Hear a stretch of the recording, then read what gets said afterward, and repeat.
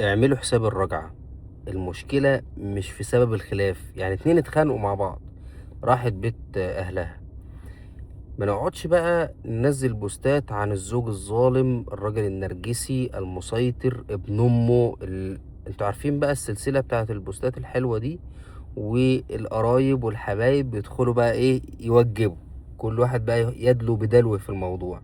البنت تبقى زعلانة ومضروبة مشتومة، سابت بيت جوزها، تيجي حماتها، تيجي حماها، يجي سلفتها، يقعدوا بقى يعملوا حفلة على الفيسبوك والتيك توك ومنزلين بقى بوستات، والست الناشز ومش عارف ايه، وهي تنزل بقى عن اخت جوزها الحرباية المتلونة الثعبانية السامة اللي مش عارف ايه، وقاعدين نشتم في بعض، تشتم حماك وحماتك. طب اعملوا حساب الرجعة. اعمل حسابك ان انت هتقعد في قعدة، فلما تبقى قاعد يا سيدي يبقى حسابك بسيط قليل. اعملوا حسابكم ان في نسب، اعملوا حسابكم ان في لحم ودم واطفال ما بينكم. انما اللي بيحصل ان مفيش، كل واحد دماغه بتتربس، وفين بقى يوجع وندي. ودي المواقف اللي بتظهر فيها الاخلاق بجد. والمشكلة ان ده يعني ناس محترمة ومن عائلات، وناس يعني مفروض في مناصب مرموقة وناس محترمة. عيب، عيب، ما يصحش، ما ينفعش تعملوا كده. انتوا بالذات ما ينفعش تعملوا كده. فلما نتخانق اغضب، ازعل، خد على خاطرك، بس عاتب بأدب.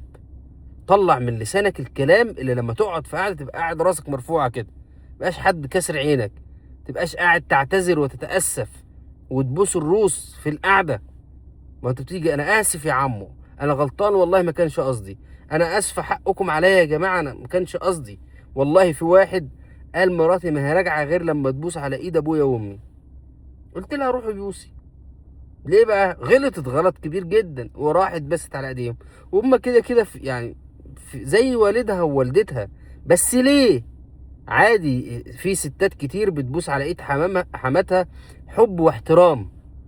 انما لما تروح تبوس على ايد حماتها اعتذار تبقى تقيلة. فاعملوا حساب ان في ولاد، اعملوا حساب ان في نسب، ان في لحم ودم. اعملوا حساب ان مهما اختلفهم هتقعدوا مع بعض.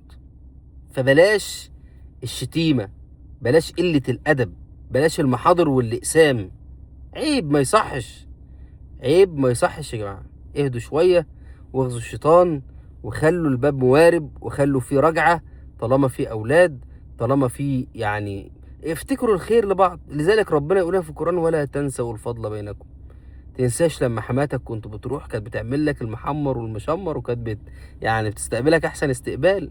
ما تنسيش حماتك لما كانت بتيجي تزورك وتجيب لك يعني.